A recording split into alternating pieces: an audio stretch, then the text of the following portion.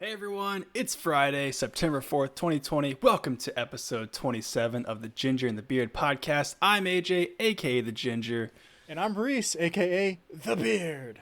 And on this week's show, we'll be drinking delicious craft beers as always, learning about mead, and talking a lot about upcoming UFC fights, including a potential BMF rematch. Oh, so cool. We'll also be dropping the latest news about NVIDIA's RTX 30 series, T-Mobile's plan for free internet to millions. Wow. Plus some free games and so much more. Guys, stick around.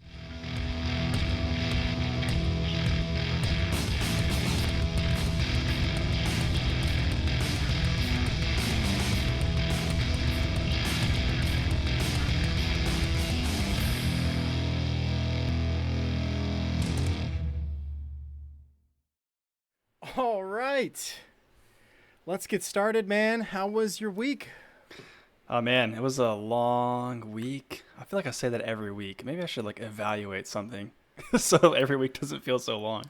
But actually it was pretty good, man. My birthday was yesterday. I'm officially 3-0. My back hurt so bad this morning getting out of bed. I just felt it. A rush of old man just came over me this morning. But I feel like I'm fighting off. I'm taking some fish oil vitamins now. I'm taking some vitamin A and B. Just kidding. I'm not taking any vitamins. No. I do take a multivitamin. I'm sure there's some stuff in there. Oh, I'm being handed a box. 1 second. Yeah. Huh? Happy day 2. Oh, wow. Okay.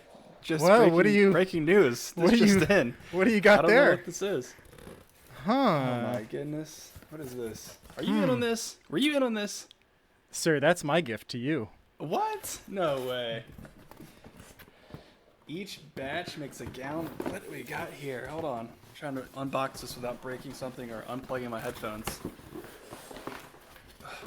Oh yeah, guys. Birthday gifts. Birthday gifts for birthday boys, all right? Dude, you're the best. This man's got a birthday gift. It gets a little bit better. You want to know why? Why? Because, sir, Oh, you've got one too? we're doing it together. What? Oh man, dude, this is awesome. Yeah, man. Thank you. For you audio listeners out there, So I'm holding a cardboard box with a very decorative, artistic style on it. It says craft beer kit. We make home brewing easy. I've got an oak-aged IPA. yes, Estimated ABV 7%. Sir. I have a chocolate milk stout, 5% ABV. So, What, dude? This is awesome, man. yeah. I've always wanted to brew, and I think we've talked about it just to try it out. You know, I know that you said last week, actually, that if you got into this, it might be like consuming your life or whatnot. But this is a simple, easy kit just to try it. And then when they're ready, dude, we got to do it on stream. Oh man, for sure. So 4 steps. Just 4 easy steps. Comes with everything you need. 4 easy steps and 3 low payments of $29.99. Step 1, brew. Step 2, ferment. Step 3, bottle. Does it come with bottles, you think?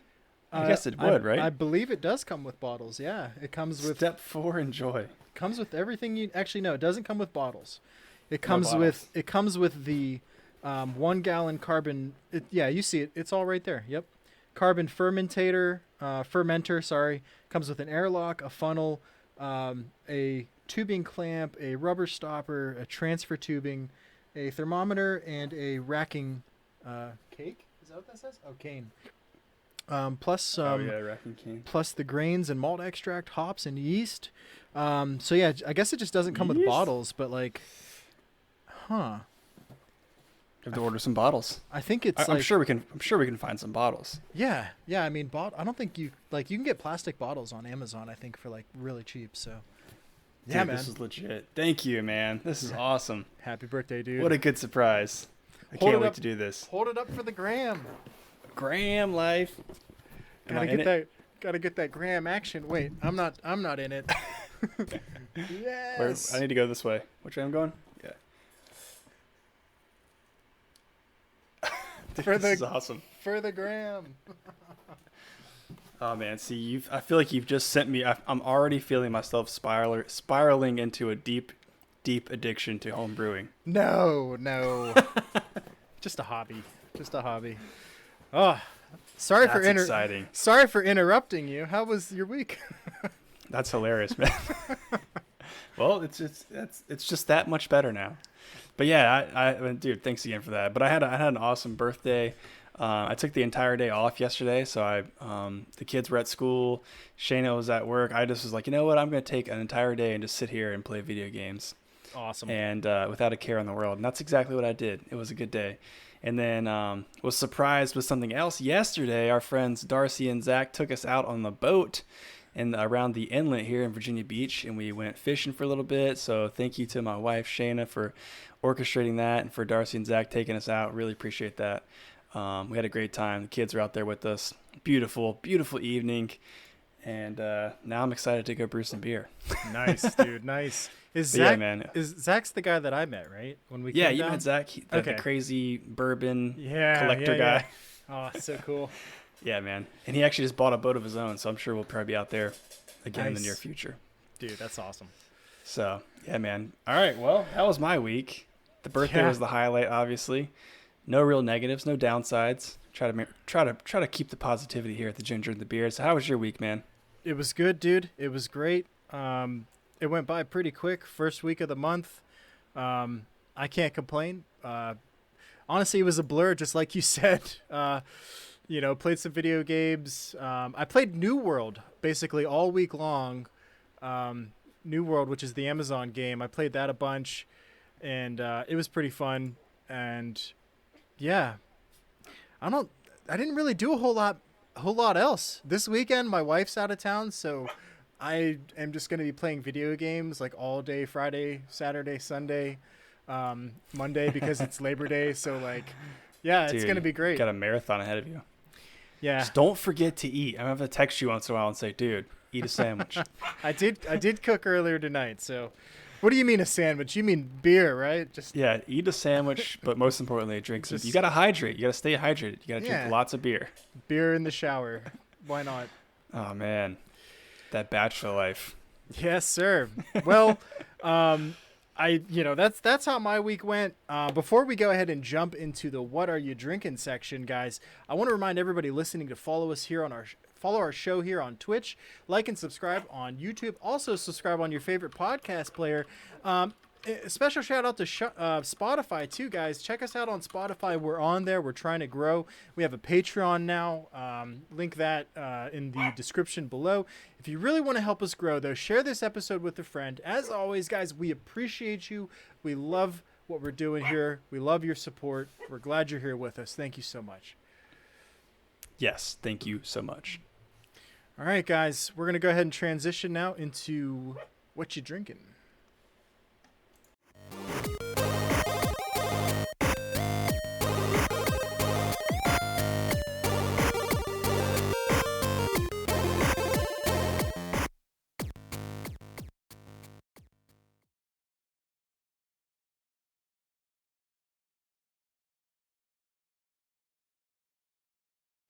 All right, guys, here we are.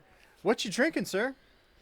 Well, let me tell you. Last week, I don't have a shout out this week for my vote because I didn't have a poll up this week.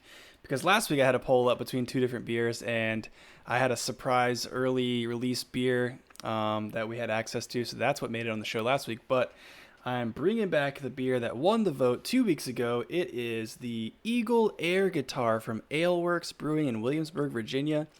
I can't wait to drink this. Look how awesome this can art is. Dude, that eagle looks so buff. Right? This is the coolest eagle I've ever seen in my life. He's ready to go. Yeah, this is a double IPA. I think it's 7.7 ABV, so not super hoppy for a double IPA. But I'm excited to drink it. It's brewed with El Dorado hops. Obviously, we had our guys from Lion Bines Hop Farm on last week, and so we learned a little bit extra about some hops. So did some research into that just because I was interested myself. And El Dorado hops have a tropical flavor profile with an aroma of watermelon, pear, and stone fruit. So that sounds pretty interesting. But as I was researching this beer, I'm going to go ahead and crack it open. Some people said that they would get some pine flavor from it, almost overwhelming pine. So we'll see how it comes out. Disappointingly enough, though, I do not have my ginger in the beer glass today because the dishwasher failed me. What I happened? put my trust in the dishwasher. I put the glass in there before the show, and it came out and it wasn't clean. So shame on you, dishwasher. Damn dishwasher. Oh, wow. That's very nice and golden. Nice. Definitely hazy. Oh, no. Oh, no. Oh no! Get it away from the keyboard, quick! Woo. That hop aroma just from the little sip of foam there. It's a nice hoppy aroma to it. Definitely pulling a lot of the citrus out of that. Not a lot of watermelon and pear like I was reading, but Just a lot of citrus, though. yeah, just strong citrus. Maybe It's got a very nice golden color. Not super hazy. I mean, it's a little haze, but not a ton. So let's go ahead and give this a sipsy. Maybe when you get to the end of it, it'll have a little bit more, or maybe after you take a big sip, it'll have something. It's interesting to hear that a hops can have a watermelon pear taste, though. That's interesting. Yeah. So I definitely see what they were saying about the pine up front. I think on the front, I definitely get a little bit of the pine. But towards the end there, Alewerks actually describes that it has a grapefruit flavor, and I get that a lot more than the pine. So I definitely disagree with the reviewer who was saying that it was overwhelmingly pine. I definitely pick up more on the grapefruit. It's pretty dry on the finish. Let me get another sip. My dogs are going wild in the background. I'm sorry. Now, one thing I do agree with that review that I had read already is that they described the mouthfeel as kind of soapy, and I thought that was like super weird at first. But now that I read this, it's just like the bubbles are pretty intense when you're sipping it. I don't know that I would say soapy. I feel like that's kind of a weird comment to make, but not super creamy. It's got a little bit of a different mouthfeel to it. Soapy is as odd as that sounds. It's kind of an accurate way to depict it, just because it is a little bit more on the bubbly side.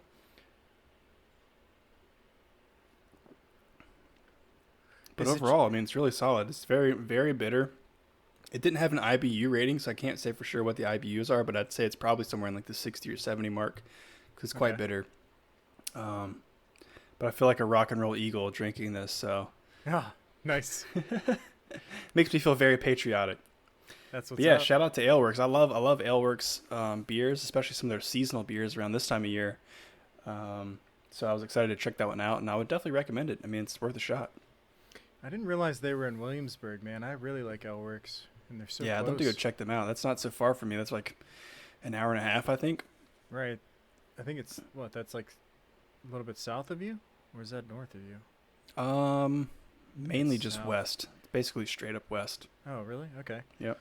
So, Nice, yeah, man. cool. Eagle Air Guitar. Pretty solid IPA. Boom. Shout out Alewerks. What you got? What do the voters give you this week, sir? I think it was like a very close, breakneck kind of thing going. There was a point where it went from what won to what didn't win, and back and forth and back and forth. And then finally, Lickinghole Creek Watermelon Gose from Goochland, Virginia, which There is you go. such a weird city name. Won. Also pretty close to Williamsburg. Nice. Not far from Williamsburg. So, guys, this is an ale with watermelon. It's 5% ABV. It's their first kettle sour and part of their estate series. It's a traditional German-style wheat ale with watermelon. They're telling me it's going to be light and crisp with notes of sour, salt, and juicy watermelon. They also told me that they used hundreds of pounds of grain grown from their own farms, grown and harvested from their own farms. So let's go ahead and dive on in. Actually, fun fact, had a watermelon beer yesterday for the first time. So It's not a gose, though. this has got a bit of a pink tint to it. There's no head. Almost no head. Oh, we got a little bit of head. Oh, okay. there it comes. A little bit of head. This thing is like I'm looking through a pane of glass here, man. That's a nice color. This is clear. It's got a nice pink tint to it, though. Very cool. And that head is gone. It didn't stay long at all. Just like that. Smells good. Smells like watermelon. Straight off the bat, man. That's what I'm getting. I'm getting watermelon. Strong watermelon. So let's go. Let's dive in. We've had so many pink beers on the show lately.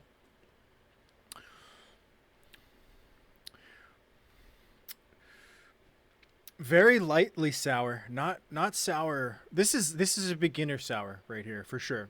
This is something that if you've never had a sour before, you could drink this and you'd be like, that's not bad. I could try it all.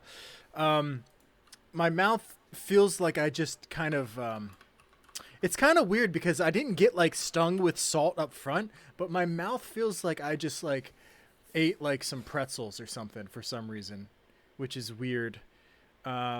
And certainly very strong watermelon taste. No bitterness at all. Not malty, none of that stuff. It's very refreshing. It's, this is something that you could drink on a really hot day. No problem. Second taste. Yeah, still no bitterness.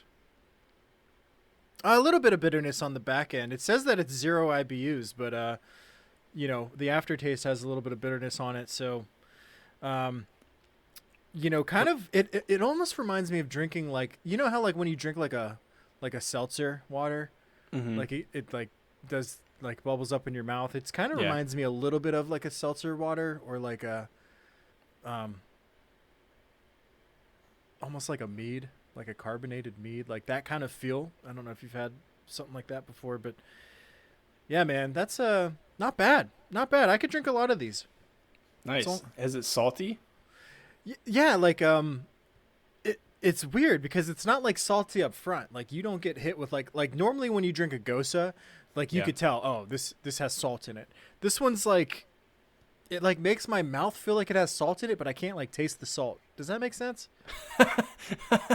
No.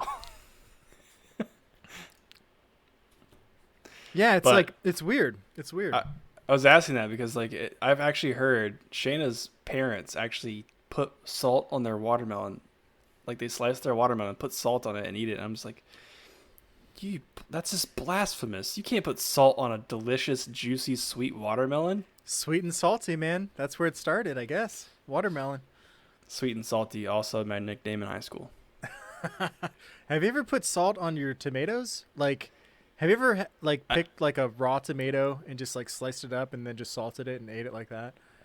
My mom used to make me sliced tomato sandwiches. It was literally just sliced tomatoes, salt and pepper, American cheese, and mayonnaise. Oh man, so good. Yeah.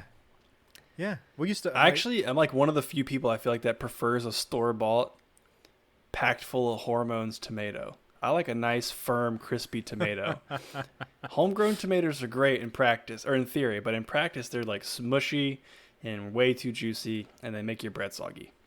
Oh, dude. Yeah, that is true. But my grandpa used to grow them in his backyard, and we would just go out there and pick them right off and just like have a salt shaker and just like go after it. Yeah, man. Nice. That was the good old days. Well, yeah, man. Gotta say, we got some good beer options this week. I think that was pretty cool. I'm gonna dive right in. We got a little bit of beer news here. This is actually maybe not so much news, but I'm gonna hit you guys with some facts about mead. So not necessarily beer news. Sorry, it's mead news. Do you know anything about mead? I don't know anything about mead other than the fact that I know you've made some before. It was questionably good. We can't decide. The reviews are mixed. We're not sure, but I really have not done any research about meads, so I'm excited to be schooled a little bit here. Okay. I've done 2 meads. The first one was good. The second one was not. I didn't even drink it. The first one I drank the whole thing. My wife didn't like either of them, so maybe they were just bad, but I liked it. But who knows? Anyway, I actually learned a thing today that mead has a couple different types of varieties, different kind of mixtures, mixology, if you will. Mead at its basic level, it's honey, yeast, and water. That's it. Honey, yeast, and water. It's one of the oldest types of alcoholic beverages, and it drinks similar to a white wine, dry with a musky taste of honey. That's mead. Moving on. Interesting. Melomel. I think I'm saying that right. Malomel is mead with fruit. Either it's fruit put in during the fermentation process or after. That's Malomel. It's typically sweeter than mead. I had no idea. I've never heard of that before. Have you? Mead with fruit. No. Yeah. Why can't they just call it like fruity mead? Fruity mead? I don't know. They got to call it Malomel, I guess. We got Sizer. I think I'm saying that right. It's cider with mead. Sizer. Cider with mead. Mead that is fermented with apple juices rather than water. Now, this sounds good. Typically sweeter and tartar than mead, but milder and smoother than cider. I think this is something I want to try. Okay. Yeah. Yeah, I feel like the cider flavor would just really overtake the honey taste of the mead. You're probably right. I guess it's just got to be done right. And so you just take apple juice, pour some honey in there, some other spices, maybe some cinnamon, maybe, whatever you want, I guess, and then put the yeast on top and let that sucker go. One last one. Braggot. Braggot is beer and mead. Ooh, that doesn't sound that good. But from what I read, it's not what you think. It's not like they just took a can of mead and poured in a can of beer. You don't just add beer to mead. It's got to be done right. So a proper braggot is balanced between honey, malty flavor and body, and a little hoppy bitterness. So it's got to be done right.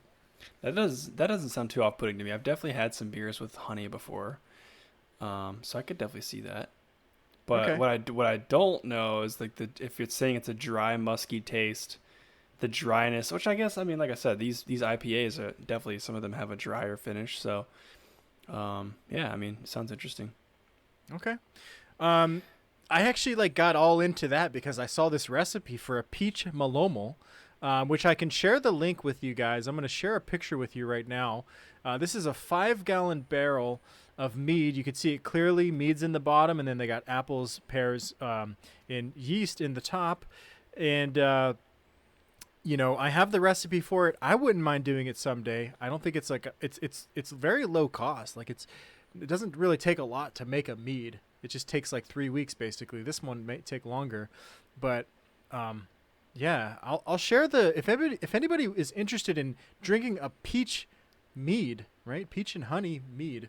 Go ahead and check this link out. It's again fairly simple. Ingredients are very very simple. It's nothing like wine or beer or liquor or anything like that. So we'll share that link with you guys.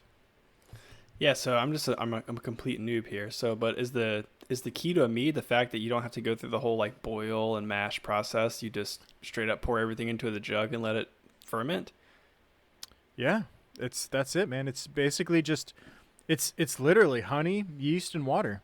You just mix those three, you let them sit for long enough, and you got Flavor mead. it. You make it taste good with stuff. Certainly.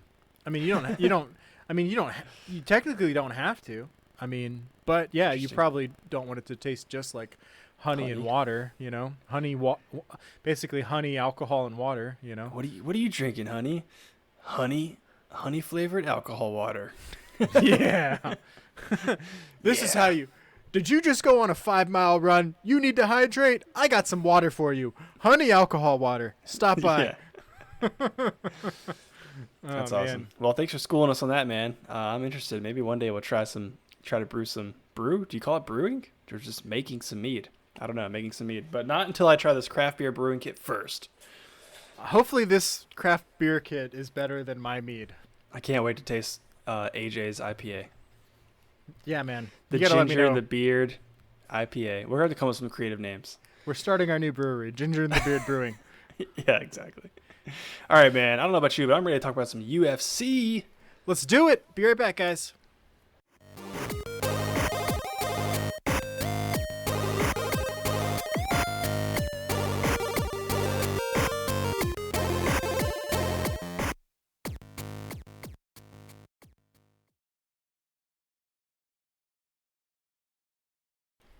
And we're back. All right, guys. Welcome to the UFC Shenanigans segment of the show. We've got a couple interesting stories here. There is a fight night coming up tomorrow night, but I don't think we're going to get into that too much. We are going to talk about Alistair Overeem a little bit here in a second. But since the fight's coming up tomorrow. The chances are you'll probably hear this after the fight has happened. So make sure you tune in Tuesday to our weigh-in spinoff series where we talk about nothing but 100% UFC. We'll be recapping the event then and then talking about upcoming events. But some interesting stories came out this week from the UFC world. Number one, a fun story to kind of kick things off a little bit. A BMF title rematch is in talks for January. So if you're not in the loop, BMF stands for Badass Mother Bleep. Whoa. The first fight was between Jorge Masvidal and Nate Diaz. Two guys from opposite sides of the country, both a West Coast gangster and an East Coast gangster. Nate Diaz originally calling out Jorge Masvidal. Anyways, they duked it out, and Jorge Masvidal came out on top. Was presented the BMF belt by the real BMF, The Rock himself. Whoa. Yeah, so that was exciting. Obviously, Jorge just took an L to Usman, right? Yeah. Was that like a month ago? Maybe not even a month. Who knows? It's been a while. Yeah. So, anyways, there's some talks that they're looking for a rematch maybe in January. So that's exciting. Some people think it's a little bit unnecessary, but it's for the fans, man. It's fan service. What do you think about that? Oh, dude, I love it, man. I want to see these guys fight again. It was a great fight, if you guys don't remember. They fight. Had to stop it, and I think they stopped it in the third. Or they might have stopped it in... Yeah, I think they stopped it in the third. It's either the third or the fourth. Yeah. I can't remember. Due to, basically, Jorge just cut him up, man. Yeah, he's destroying Nate Diaz. So that's interesting. But I had a question. This is a fun little question to kick off the segment here. If they do a BMF title rematch, what real-life BMF are they going to bring in to present the belt to the... Do you think they're going to bring The Rock back? I mean, I've got a couple ideas for a couple, real-life BMFs that they could potentially bring in. No, they got to bring somebody new, but they might bring him back. Who do you got? All right. This is my dude. I love watching all of his movies, and he is a real-life BMF. I vote for Jason Statham. I think they should bring Jason Statham in to present the belt. That's your vote? Okay. Dude, he's a real... Okay, so he plays an action hero, all this martial arts stuff, but in real life, he practices this stuff. Do you remember the bottle... it was called the bottle cap challenge? That was going around the MMA world. Like, people were doing, like, spinning roundhouse kicks or whatever you call them. Yep. And flipping the little bottle cap. I can't remember who started it. I feel like it was an MMA fighter, but I can't remember who it was. I think it was Max Holloway, actually. He started it? I think. I know he at least participated in it. But anyways, look up Jason Statham. He did that and, like, did it perfectly. And it was amazing. Dude. So, I think he's a genuine, real-life badass who could definitely present the belt. You ever seen the movie Snatch? Maybe? That's an older one, right? Yeah, starring Jason Statham, and they are going after the big diamond. It's got a bunch of other famous people in it too, but sounds familiar. I was a huge Transporter fan. I think this was before Transporter even, but I think so too. Anyway, Jason, I don't want to go on a tangent. Jason Statham's a badass, man. I'm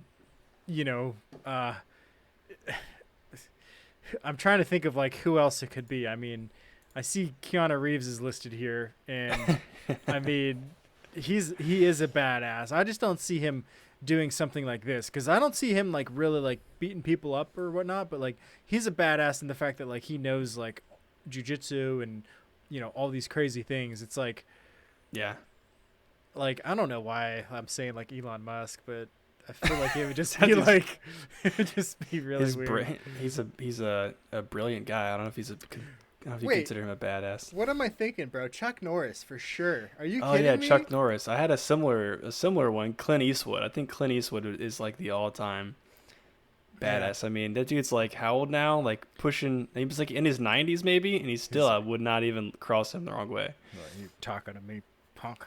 Yeah, you talking to me. Anyways, all right, that was just some silly stuff at the beginning. You guys let us know who should present the BMF title belt to the winner of that rematch, pending that it actually happens. Let us know in the comments. But moving on from that, a little bit of negative news to get out of the way here. It came out, I think, today that the Nevada State Athletic Commission suspended 4 fighters for substance charges. That sounds so bad when you say substance charges, but really 3 of the 4 fighters was for the Mary Jane. They couldn't stay away from the Mary Jane. It was not their last Are chance you with Mary Jane. serious? Yeah. So Tim Elliott, Luis Pena, and Jamal Hill all got suspended for weed. 2 of the 3 of them, Tim Elliott and Luis Pena, took their most recent fights on short notice. I think both were like 6 to 8 weeks, something like that. So they kind of have a little bit of a, I don't know if excuse is the right word, but it's a little bit more understandable that they popped for weed because they didn't have a lot of time to clear it out of their system. Anyways, those guys both got 4.5 months of suspension and 15% of their purse taken from their last fight, which is kind of a bummer. And then Jamal Hill, he did not take a fight on short notice, so he got a little bit of a heavier fine with 6 months, still 15% of his purse. Why aren't they allowed to smoke weed? I was going to ask you the same thing. I don't really understand why that's banned. Because it's not like it's not a performance enhancing drug, is it? Like, no, I mean, if anything, if you smoked weed and then went and got in the octagon, like you'd be your reaction times would be a lot slower. Yeah. I'm not really sure. I think I've heard a lot of people have spoken out against that. Like Joe Rogan has spoken out at his podcast against that, thinking that it's just stupid. But I guess rules are rules, I don't know. Maybe just because it's an illegal substance, you can't use any illegal substance if you're a fighter. Same thing, I guess, with the NFL. I think you get fined also if you get tested and are smoking weed. Wow. But, okay. News to me. Yeah, rules, I guess. And then the last guy is Darren Wynn, who got suspended for amphetamines. It wasn't clear on what amphetamines we're talking about. I don't think amphetamines automatically means like methamphetamines, but I think amphetamines are I don't know. I don't want to speak because I don't even know what I'm talking about, but amphetamines sounds bad. Yeah, I mean, it sounds like it's probably methamphetamines. Like, that's I don't know. Crazy. He got suspended for 9 months and an $1,800 fine. So he definitely got the worst of all of it. So interesting stuff. Wow, we got about a bunch of drug addicts, man. Jeez. It's crazy. But see, I think amphetamines can also be found in like pain pills, though. I think maybe. I don't know. I could be just totally making that up. No, I'm pretty sure you're right. Like anything, even amphetamines that are like, over the counter, or not over the counter, but like behind the counter, basically, and you have to get them prescribed. Like you can get some like off the street. So maybe he was just popping pills. Who knows? It's all speculation, right? Yeah, exactly.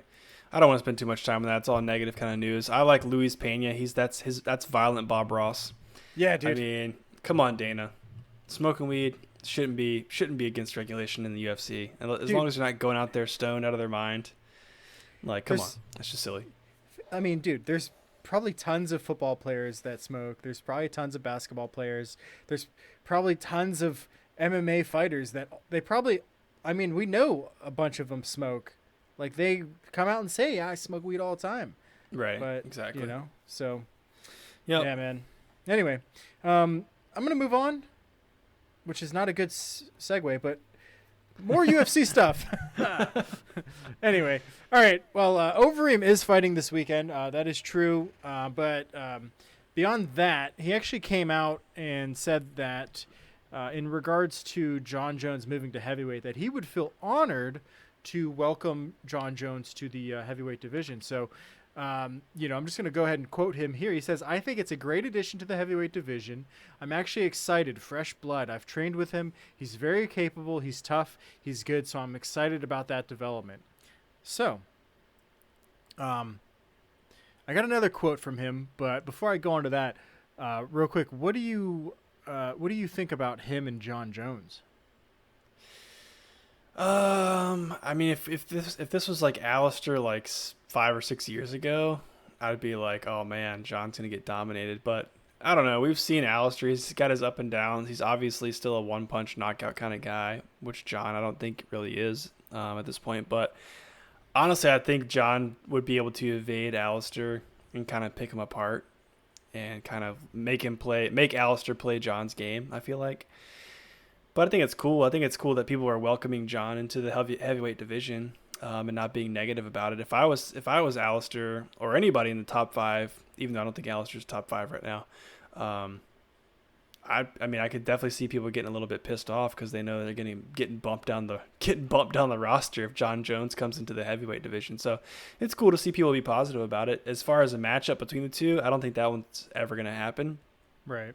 Because there's bigger fish to fry in that division, I guess. But I mean, it would be a moneymaker, no doubt. Yeah. If anything, it would be like a gateway kind of match where John Jones would have to fight Alistair to prove himself before fighting Stipe, right? But Yeah, that's exactly. not, or fighting whoever the championship is at the time, because I think that Ngannou needs to fight Stipe, and if John Jones wants to move to heavyweight, then it's like, well, maybe he's just got to fight somebody else, win a fight against somebody else before he gets the title fight, and that's the only thing that would make sense, I guess. But if he did fight Overeem, I'm right there with you, man. I don't think Overeem really has it anymore, and that brings me to this second quote. And he was asked about waiting for another title fight, if he would wait for another title fight. He said, "No, I won't stick around as long as it takes." Overeem said, "Probably going to do a couple more fights, and then it is what it is." So maybe we see Overeem for like another year and a half, and that's it. What do you think? Yeah, I mean, I feel like you mentioned Gateway a second ago. I feel like he has kind of become like the heavyweight gateway fighter. Unfortunately, like if you want to break into the top five, you got to make it past Alistair Overeem. You know what I mean? He's like that mid-game boss fight. Yeah, You know? He's right. a pretty scary guy. I mean, damn dude, he's a super scary guy. But if you want to get to Stipe, you want to get to Ngannou, you got to prove yourself against Alistair first. Yeah, man. I don't know how I'd feel about that if I was a UFC fighter. I mean, he's held the title before, right? I'm pretty sure he beat Brock Lesnar for the title. That's right. With his debut, wasn't it his debut? I feel like I saw like a clip on Instagram earlier today. His Alistair came out in his debut and knocked out Brock Lesnar. I could be wrong about that. But yeah, I mean, I'm not sure how I'd feel about that. On the one hand, like it would suck to know like you're not considered title worthy at this point, but to be the gateway into the top five would also feel kind of cool. I feel like, it's like if you wanna move up, you gotta move past B. If you wanna get to my friends, you gotta get past B first. I don't know. Well, I certainly wouldn't want to fight him ever. No, definitely not. Yeah, because he's still a nightmare for like For sure. basically the rest of the human race, except for those other 4 people that are beating him right now. That's it. So Dana White's actually shifted gears a little bit to talk about Kazmat Chimaev a little bit more. Kazmat Chimaev. I like how your voice goes up an octave when you say like Kamzat. I actually said it wrong. I said Kazmat. It's Kamzat Chimaev. Kamzat. I don't know. He's another Dagestani fighter, right? Yeah, I'm pretty sure. I know his background. I saw his background. I'm having trouble recalling it right now, but that's not the point here. Chimaev was able to get his U.S. visa finally, and he should be in the United States now. Dana's trying to line up a fight for him in Vegas. They were trying to get something for him in August, but he had trouble with his visa, so the visa's figured out now. So they want to get something lined up for him very soon in Vegas before having him fight another fight on Yas Island later this year, right? So basically Dana said, I think he gets here later this weekend. He'll fight here. He'll fight on Fight Island. This guy wants to fight. I love that mentality. So Dana White loves this guy, and these guys awesome guys. Got to go watch his fights. He says when we're working on a fight for him here that's still being worked. White said we're talking about him and Damian Maia on Fight Island. So after Vegas, they go to Fight Island. What do you think about that, man? Is Damian a gateway guy? Is that what? Maybe that's what's happening. I don't know. I mean, I don't know. I'm not sure what he's ranked right now, but he's only lost 2 times in the last 2 years, and that was to the 2 title challengers right now, Kamaru and Gilbert Burns. Besides that, he's beaten Ben Askren, beaten Anthony Rocco Martin, and somebody named Liam Good, which I don't really know. But yeah, he lost his last fight to Gilbert in March of this year. So, which I think is the fight that Gilbert won to get him a shot against Kamaru, right? Maybe. But anyways, yeah, the Kamzat guy, I knew his name sounded familiar. This is the guy who fought 10 days apart. He came out his debut on July 15th and fought a guy named John Phillips, won by submission in round 2. And then he fought 10 days later, July 25th, those 2 fight nights apart, against Rise McKee and won by knockout. So this is the younger guy from Dagestan. Dominating. Just coming out and dominating. And so clearly this guy, I mean, dude, if it's September, he's already had 2 fights this year. This guy's on his way to like 3 or 4 fights this year. So that's interesting. In like half a year. Yeah, that's really impressive, man. So yeah. These guys these Dagestani guys are no joke. Their wrestling is so good, and their ground and pound, because that's what this guy's all about, man. He's just another one of those guys, takes you to the ground and pounds you, and he does the Dagestani handcuff and just demolishes people, and he's bigger than Khabib. He's a bigger Khabib basically, and so I'm very interested to see how this guy does against Damian Maia, because that's a pretty big test, like you said. And I think Gilbert Burns beat Damian Maia to fight Woodley next, and then Woodley he had to get through Woodley to fight for the championship. But I mean, Damian Maia is nothing to like scoff at, dude. Like, I mean, dude, he's elite. He's a legend. Yeah, certainly. So you mean Gilbert Burns had to fight his way out of a wet paper bag to get a shot at Kamaru? Yeah. Oh gosh, sorry, I was being super negative. Jeez. I really hope Tyron shows up this next fight, man. Otherwise, like, just stop giving him fights. That's how you turn it around. Nice. Yeah. Anyway, sorry. And if you like positive things, then you probably never mind. I'm not doing it. Guys, we got to talk about some tech news. Are you ready? Let's do that. All right, man. Be right back.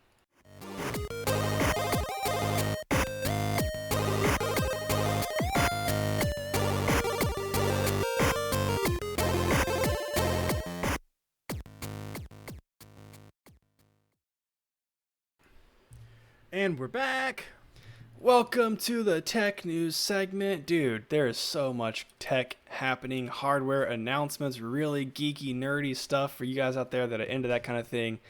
Make sure you listen to this segment. So number one of the most exciting announcements I saw this week was NVIDIA's announcement of new GPUs, including the RTX 3080 and the 3090. Let me just say, these things are complete monsters. These are not your average run-of-the-mill GPUs. I absolutely cannot put one of these bad boys in my case. I think I have like a mini ATX is the size case I have. I think the GPU is like probably half the size of my case. But it's you got an image here up on the screen. I think it's the specs, right? I can't really see it. It's kind of small on my end. Yeah, it's the specs. It is kind of small. Let me see if I can blow it up a little bit. That should help, but it kind of blocks us out a little bit. So it's all right. It's probably better that way.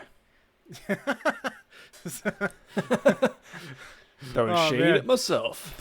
Throwing that shade. So here, guys, you guys got a breakdown comparison between the RTX 3070, 3080, and 3090, just to kind of see how these guys line up.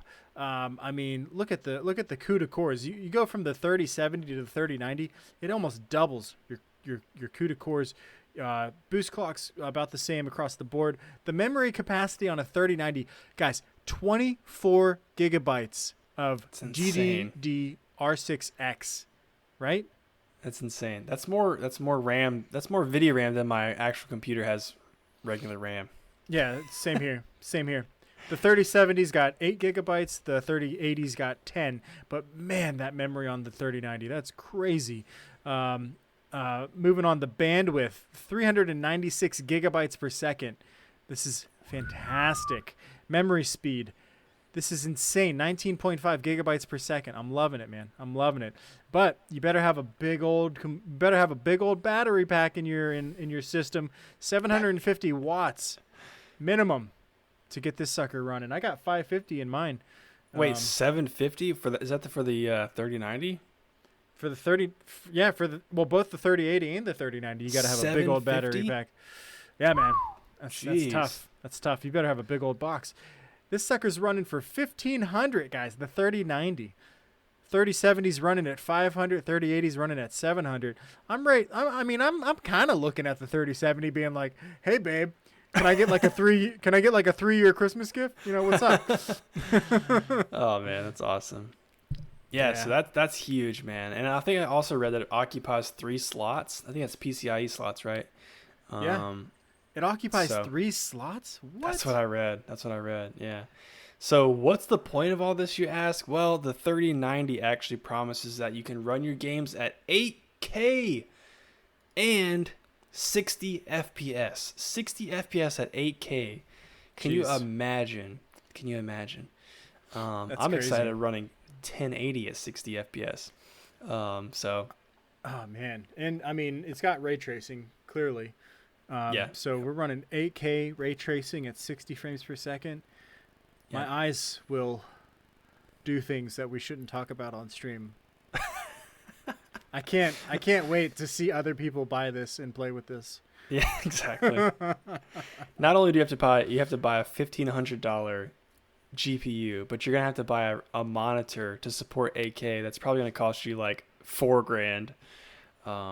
So man, this whole setup to support this thing's probably gonna be. You're probably gonna come out of pocket, like you said, at least $4,000, but I'm guessing more than that, man. Yeah, for sure. Congratulations, rich people. Yeah. Someday I will win a contest where I will win one of these. Yes. Oh man. Definitely. Well, we could probably enjoy each other, and we could probably enjoy watching people play that in VR somehow. And I think we've got some VR news, right? Yeah, we do have some VR news. We got a lot of news, but I'm gonna start off with this social XR collaboration platform Spatial. It's called Spatial. It's now on the Oculus Store for Quest.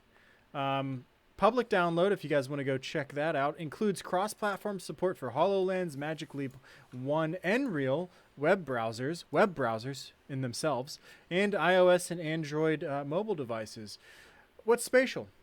Well, it's a work-focused social app putting heavy emphasis on productivity tools, including an in-app browser, screen sharing, support for multiple 2D and 3D file types, communal whiteboards, and sticky notes, and integration with Slack, Google Drive, OneDrive, and SharePoint. This might be the future. Let me keep going. Host up to 30 people in a room, conferences. Host up to an additional 20 people from the web app. Oh, wow, even more. Unlimited meeting length. Hey, that's not what Zoom has. Unlimited saved rooms, and up to 5 gigabytes of storage. I kind of wish there was a little bit more storage on there, because it's kind of lame. A 2-hour meeting, man, you're taking up quite a bit of that storage just with one meeting. For sure. So guys, for $20 a month, Spatial also includes unlimited storage. So that's how they're making their money. $20 a month for the unlimited storage, which I admit is probably a fantastic price if you're an enterprise company or any company really, or individual, if you need to save your meetings.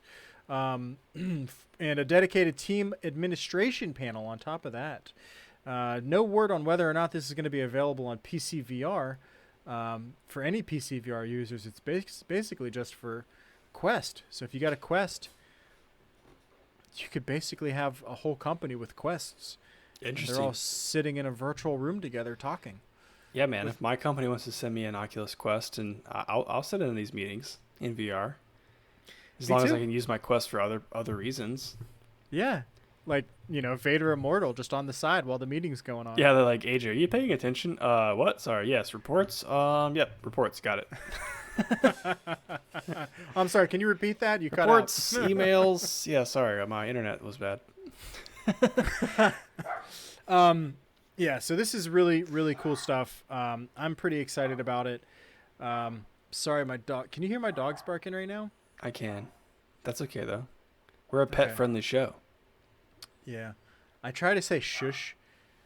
He's going to keep barking unless I go address this. I'm going to cut this out in post. That's okay.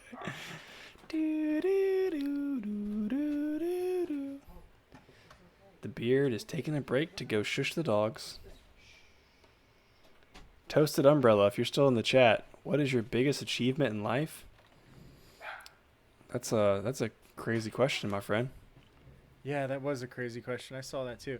So I'm back. So real quick, I do want to say this. For never mind. I'm not going to get into it. It's a way to make your dog stop barking. You just basically give them like a very soft command, but like you have to instill it by like holding their mouth like very calmly with your hand, and then like saying like shh, because that's what their parents would have done out in the wild. Their parents would have covered their mouths with their mouth and then growled at them very softly to tell them, hey, stop barking right now because you're going to give away our position and that angry bear is going to come find us And eat us. Yeah, so it's like an instinct for them. So now we got him almost trained basically. I just say shh and then he stops. That's impressive, man. We're Yeah, working on it. those wild Yorkies, the Yorkies out in the wild, they really got it down. Those wild Yorkies, they don't know what they're doing. You ever run up on a pack of wild Yorkies? No, definitely not. It's quite adorable. They're all just like cuddly and fluffy, and they're like, "Oh, come play with us!" Oh man, That's your best day ever. You want to run up on a pack? What in the hell is that? That's a pack of wild Yorkies. is that 100 4-month-old Yorkies? 100 4-month-year-old? They're all fluffy. Oh my gosh, that'd be amazing. That's Ah, awesome. jeez.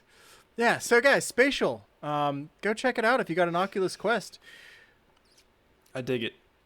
And if you need some internet to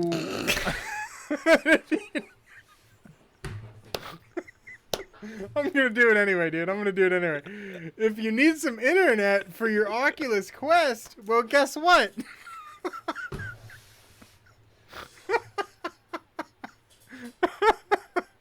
It works, man. T-Mobile details its plans to give free internet to 10 million homes. That's a segue. That is the segue. If you need internet for your Oculus Quest, T-Mobile's got you covered. Oh, man. All right. They detail its plan to give free internet to 10 million homes. It's called Project... It's called Project 10 Million. Oh, jeez. I'm sweating because I'm laughing so hard. Oh, How man. are you talking right now? I'm just trying, dude. I'm trying to maintain it. I got this. Did I caught you off guard with that? Oh man. Whew. All right. I think what happened is I saw it coming. You're like, he's gonna do it. He's gonna do it. Guys, if you guys haven't seen our previous shows, it's kind of an inside joke, but my segues are just awesome. They are the best segues ever. Dude, that's so funny. All right. I love it. I think I'm composed. All right, cool. T-Mobile, guys. T-Mobile is trying to give free internet to a lot of people. It's called Project 10 Million. They've allocated $10.7 billion over the past 10 years to this project. What is it? Well, school districts can apply for a grant. The schools will take care of the hotspot distribution with T-Mobile service chipping in help and setup and tech support. And once that grant is approved, basically, T-Mobile is going to hook them up. What are they going to give them? Well, once it's approved, the school can give each student a free hotspot and 100 gigabytes of data over a year. So that's around 8 gigabytes per month, which really, it's not like a lot because you can't like go and like be doing like, I don't know, YouTube. You're not watching and all that Netflix. stuff.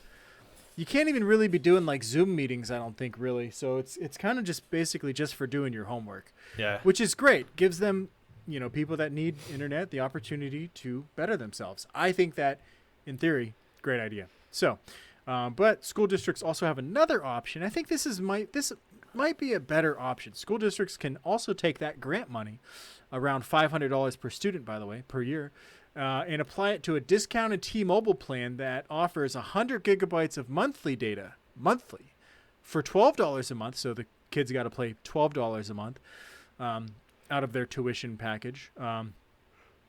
Or unlimited data for $15 a month, so just a little bit more. So the company can also provide tablets or laptops at cost, which I think is very awesome because they're not making profit. Basically, this is all. I feel like this is like philanthropy.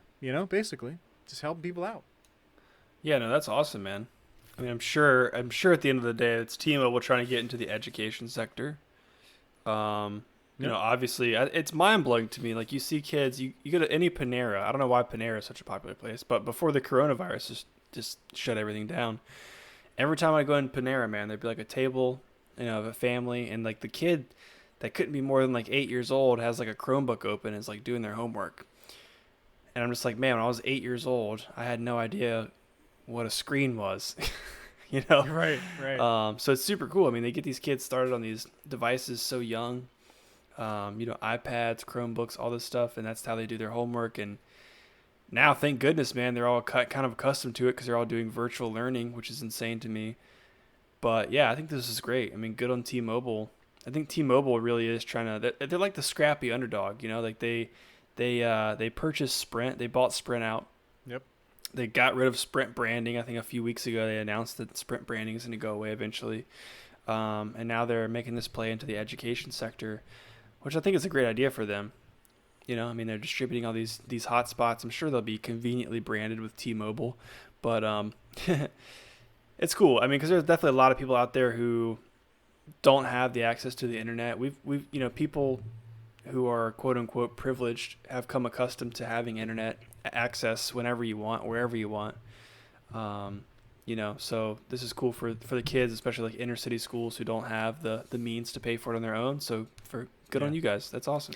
Yeah, I think it's also a good strategy because basically, they're struggling to compete with, AT&T and Verizon, right? Yeah. How do they compete with them?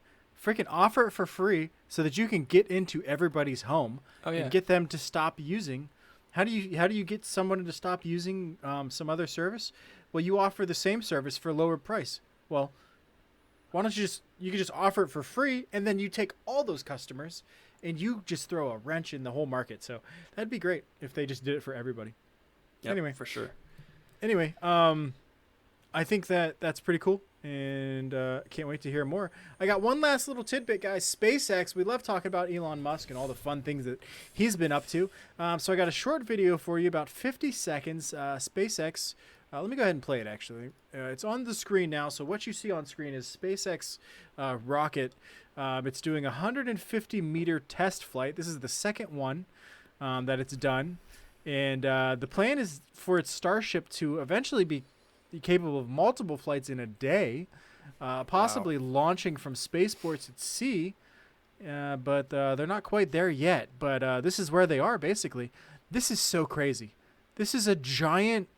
It's a spacecraft, like, legitimately, that just took off, hovered 150 meters, and on screen, guys, it's landing. Yeah, it's pretty bananas. No Man's Sky is, like, right around the corner. Now all we need is some anti-gravity propulsion systems that don't require jet fuel and I don't know what I'm talking about, but some alien spacecraft technology that doesn't require fire and gas expulsion out of the back of a spacecraft. A portable renewable energy system that uses air. I don't know. Not fire. I don't know. Something that isn't combustible, because when you just bring combustible stuff into the mix, it's just not a good mix, I think. Yeah. No, that's super cool, man. The fact that we have something that can take off and hover and land like that is insane. Like whenever they do these SpaceX launches and they land the, whatever it's called, I don't know what it's called, the thing back on the barge out in the ocean, that's just amazing to watch. The shuttle. It's just a shuttle, basically, I think. Space shuttle. Yep. Wow. Cool. All right. Well, I think it's about time. We're a little bit over our time. We spent a lot of time laughing at ourselves, which was a lot of fun. Needed a good laugh. It's about time to go into our final segment in video games. What do you think? Let's do it. Be right back.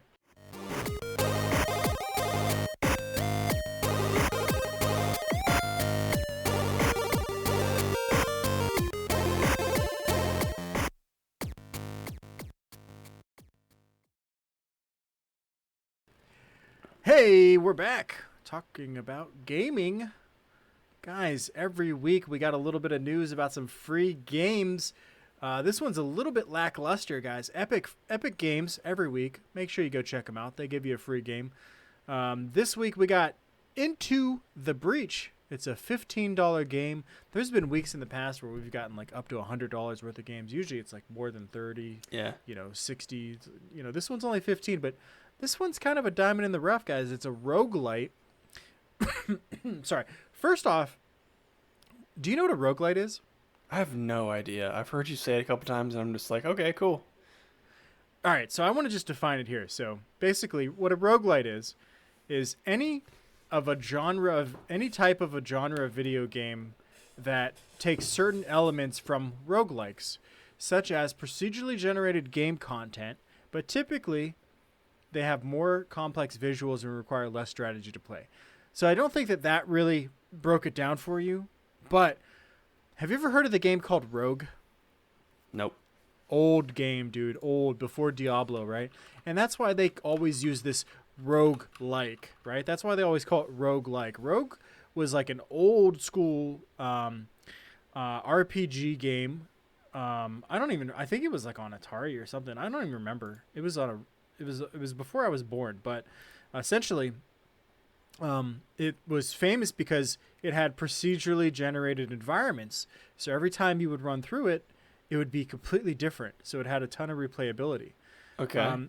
And beyond that, there was some like character customization. Think about like Dungeons and Dragons types of stuff. And, think about Diablo. A lot of these games that we have today, a lot of these action RPGs or RPGs in general pull a lot of influence from Rogue.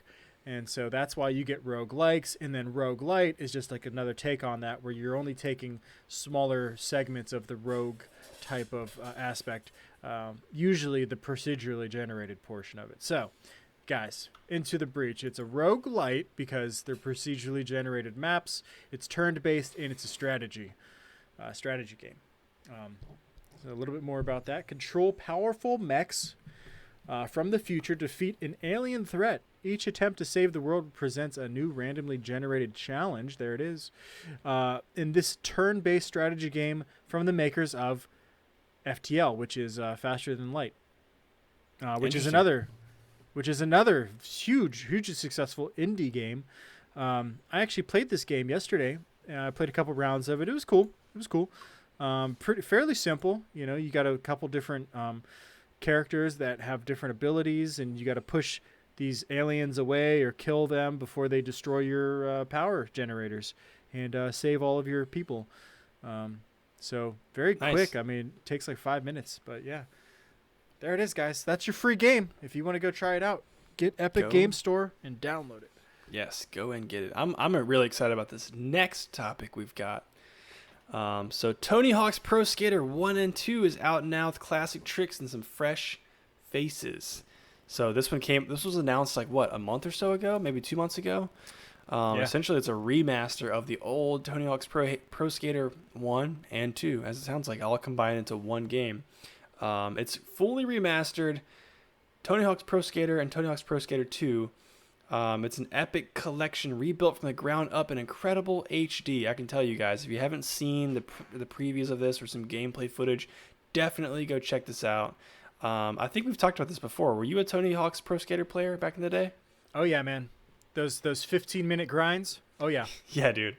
So unrealistic, but so much fun. I can remember playing Eddie, the creepy demon-looking guy from Iron Maiden, playing his character on Alcaraz. I think it was Alcaraz, right? That prison map or whatever. That might have been Tony Hawk's Pro Skater 2. But going up and doing like ridiculous spin tricks in the air. You go like 30 feet in the air off of a ramp. Right. I don't remember the actual like environments. I just remember like Bucky. I think like was Bucky Lassick one of them? I can't remember. Probably. I mean, I don't remember the characters. I just remember doing it. It was so long ago for me. Yeah, man. This was definitely my jam back in the day. Like whenever I play skateboarding games, number one, I skateboard. I've skated for a long time, like in high school, and I still go out and skate now. It's definitely just a little less abusive on my body, considering I am a 30-year-old man these days. But as of this week. As of yesterday. So I was always like very meticulous about the game, even though it was super unrealistic. I would always like have a trick combination in mind and like try it over and over and over again until I got the exact combination right. So I can remember playing this game. It's very nostalgic for me. So I'm hoping that one day maybe this will be one of the free games that Epic gives out. But it's only $39.99 for the standard edition or $49.99 for the deluxe. And the deluxe includes the Ripper, which is the skater from Powell Peralta, unique retro outfits for Tony Hawk, Steve Caballero, Rodney Mullen, and unique retro content for the Create a Skater mode. So not exactly sure what that entails, but some extra content there nonetheless. Yeah, man, I'm excited about this. I think their last Tony Hawk's Pro Skater game was 5, I believe, and that came out maybe a few years ago, and I remember it being kind of a flop. Right. But I think there's a place in the market for this. We had the EA Skate games, I think 1 through 3, and people have been begging for an EA Skate 4 for a long time. I'm not sure if we're ever going to get one, but EA Skate was definitely more of the realistic skateboarding games, even though you can do some pretty unrealistic stuff. But I think there's definitely a hole in the market here for something that's a little more creative, a little more fun, not so focused on the realistic physics and things like that. So I'm looking forward to this. There's still like a pretty big subculture for skateboarders, right?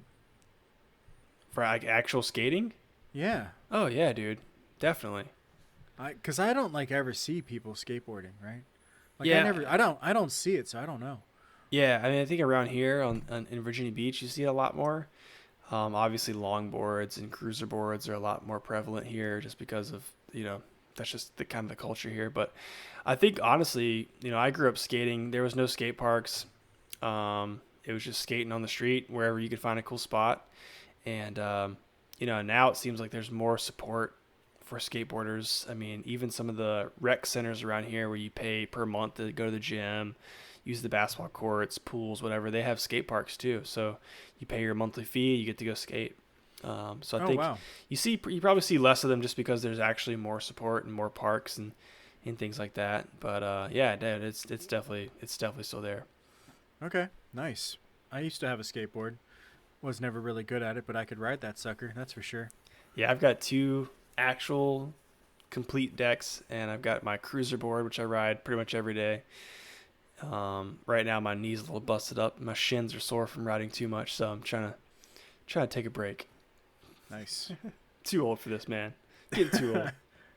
But to your point about the Tony Hawk's Pro Skater 5 being like a flop, I mean, it seems like they're probably trying to just go back to the roots and just give everybody a chance to relive that nostalgia that they had when we were all growing up, right? So yeah, and the graphics look awesome. I'm excited to play it just for the graphics. Yeah, I think it's a good strategy. Hopefully they do well. Hopefully they can make a comeback here. For sure. So guys, this is going to bring me to the final bit of news we have here. The Witcher 3 is coming to PS5 and Xbox Series X. So another kind of like redo, basically. I could have done a segue, darn it. Anyway, so it's a free upgrade for existing PS4 and Xbox One owners. Will feature a range of visual and technical improvements, including ray tracing and faster loading times. The release date has not been announced, so no real details on this. I think it just came out today. And there's still, I mean, if you look at the top 100 games that are being played on Steam right now, Witcher's still in the top 100 games, even though this game came out like 5-6 years ago now. It's been out for like such a long time. People are still playing it like constantly, just like Skyrim and Fallout 4. And I mean, those games are even older, I think, than The Witcher 3. But yeah, I think it's cool that they're bringing it out for the new console series, but I don't know. It's kind of bittersweet because it's like, I mean, they're just like repurposing stuff. Like, yeah, it seems lazy. Yeah, I mean, well, this is definitely who makes The Witcher? Do you know off the top of your head? Yeah, it's CD Projekt Red. Okay, yeah, I mean, we have a similar situation with Grand Theft Auto. The guys from Rockstar, I think it already came out a few months ago that when PS5 and Xbox Series X release, they will put out GTA 5 on those platforms, and everyone's was expecting GTA 6. They've been talking about GTA 6 for so long. I mean, GTA 5 has been out for like 10 years almost. Like, Yeah. it's been Are out you kidding me? forever, dude. I mean, and kudos to Rockstar for keeping it alive and keep adding content and things like that. And I'm sure it will look awesome on the PS5 and Xbox Series X, but it's time for something new, my friend. I mean, Rockstar's got a lot going on. Obviously, they do the Red Dead series. I think they had some turmoil, I think, in the company not too long ago, if I'm remembering correctly. But anyways, yeah, I mean, it just feels like when you have a new generation of consoles coming out, I mean, I'm sure they'll have some great games to come along with it, but some of these that we're expecting, like, why not a Witcher 4 or why not a GTA 6? You know what I mean? Mm-hmm. So Yeah. I mean, I know CD Projekt Red's coming out with Cyberpunk 2077, so they're probably like putting all their time into that. I assume that they probably have at least one portion. Like, these companies probably have like a portion of their development teams like working on, these newer projects, and it's just they're not ready. They're just not ready yet. yeah, They might not be ready for another 5 years, right? They might not be ready until the next gen is ready. yeah. Just to come back to GTA 5, it released in 2013, so 7 years. That's crazy. Actually, exactly 7 years, because it was September 17th. That's crazy. Almost exactly 7 years. Do you remember when they came out with like GTA 3, and then like the next year they came out with Vice City, and then like literally the next year it was like GTA San Andreas? Yeah, they were putting them out quick. That was before the whole, I guess, DLC wasn't as popular back then. Yeah, you couldn't just put out DLC packs, and I mean, they've kept it fresh, man. Like, every time I go back to GTA 5, there's something new. So I mean, they've kept it interesting. So that's what I think a lot of these companies are doing right now, just like Bethesda's doing with both of their two of their larger franchises, Elder Scrolls and Fallout. Fallout 76, they're just putting new stuff in there constantly, just building upon it. So they build these worlds and then they just add to them. But their whole thing isn't about developing brand new games anymore. It's just build a game and then start adding to it and get as many people into it as possible. Yeah, I mean, look at Fortnite. That's what Fortnite, they just released the Marvel Avengers into the game. Yeah. They're gonna bring in a whole new crowd of people just for that. Yep. All right, man. It is. It's been an hour and 15 minutes now. We've been going on and on and on. It's been a really good time, but I think we are ready to go ahead and I don't think we have any shout outs, so I think we're going to go ahead and sign off. What do you think? Yes, sir. Let's do that. So thank you guys so much for tuning in this week. We really love having you guys here. We love watching our numbers grow and our audience grow. We're just excited that people are interested in listening to us two dopes talk about technology, craft beer, UFC, what else I didn't say? Video games, and some hilarious transitions and segues. So I hope you guys had as much fun as we did. And we're looking forward to talking to you guys in the next one. But before then, make sure you subscribe to us on your favorite podcast players, Spotify, YouTube, Apple Podcasts, Google Podcasts, wherever you get your favorite podcasts. We now have a Patreon account, so we'll definitely link that in the description below. Thanks to the Beard for setting that up. And yeah, check out our content on YouTube. We're putting out gameplays and things like that. So until then, though, we'll see you guys in the next one. Thank you guys so much. We can't wait until next time. Check us out on Tuesday, and make sure to check out our website. We got blogs on there. We're going to start increasing the quantity, I guess. Certainly the quality's there, but going to start putting some quantity into it. And check us out on Twitter, too. We got some posts going out on there. So until next time, farewell. See you guys.